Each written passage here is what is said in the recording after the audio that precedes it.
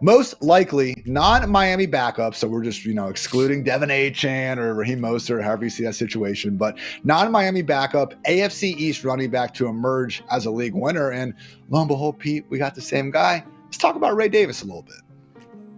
I thought this prompt was so hyper specific. I was like trying to see if I could come up with a contrarian option. I'm like, can I do Antonio Gibson? No. I'm like, Braylon Allen isn't. I was like, no, it is Ray Davis. Like, if we look at the running backs here, and if we're ruling out, the Dolphins, I think it's obviously Ray Davis. And traditionally, I like making bets against those dead zone running backs. I think James Cook is a really good player, but they have constantly looked to find a complement for him in this offense. Last year they were doing Latavius Murray. They had signed Leonard Fournette for a spell. They are willing to give goal line carries and some of these high value touches to a non-James Cook running back. They just like using him between the 20s. That's what they've done. Doesn't mean that James Cook can't pay it off, but it means that there's room for both standalone value. Ray Davis could have a role right out of the gate. And if James Cook gets injured, you're looking at a bell cow back potentially in one of the best offenses in football.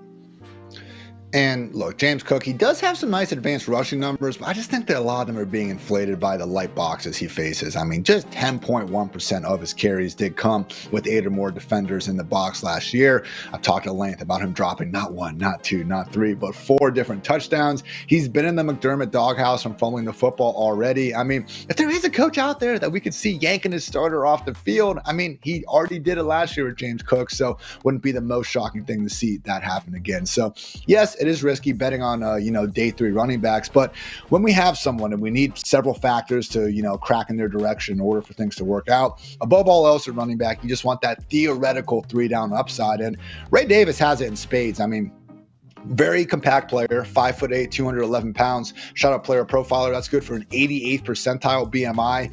Ty Johnson's only at 35th percentile. James Cook is at 10th percentile. I mean, Latavius Murray last year was one of 13 running backs with double-digit carries inside the 5-yard line. As much as Josh Allen got his touchdowns there too, it's a really good offense. So guess what? They even had some more carries to spare, more times than not. So I think there's a chance Ray Davis actually gets a short yardage role. And Pete, if you guys have been paying attention to the Bills training camp notes, he's really been impressing as a pass catcher as well. And over these past 2 years in college, 6.8 PPR points per game from just receiving. Only Bucky Irving actually averaged more than that among most of the main draft eligible running backs. I think Dylan Lobb, had more, but you play at New Hampshire, bro. I'm not going to give you credit for that. So overall, Dane Brugler talking about Ray Davis and his phenomenal, the beast, actually said his performance against Florida last season was maybe the best RB tape, like single game performance in the class. So similar to Michael Penix Jr., going up against Texas, CJ Stroud against Georgia from a couple years ago, where you have a guy that at his best has looked like one of the best running backs, in this draft class. Again, at his best, older, played at 3 schools. Look, he was a 5th round pick for a reason. But again, Pete, seeing where he's going right now, next to a bunch of other guys that are clear backups, I think Ray Davis has a lot more outs than your typical 5th round rookie running back.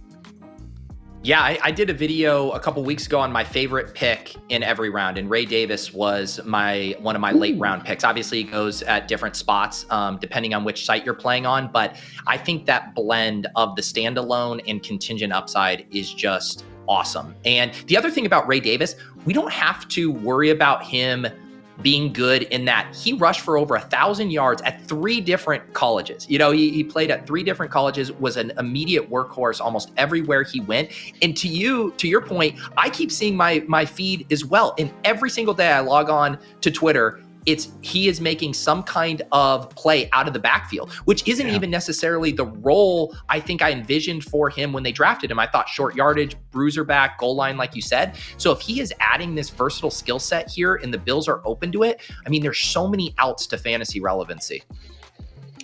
And hey guys, again, this is a situation where could we see Curtis Samuel just be the wide receiver 1 and RB 1? No, surely my Columbus homerism isn't getting in the way here. But again, a lot of different players going on. I do agree with the idea that, it could be more of a committee approach than past years where Stephon Diggs was just kind of the engine of the offense. But yeah, accordingly, maybe taking a chance of some of the cheaper options a la Ray Davis makes a lot of sense in fantasy drafts of most shapes and sizes.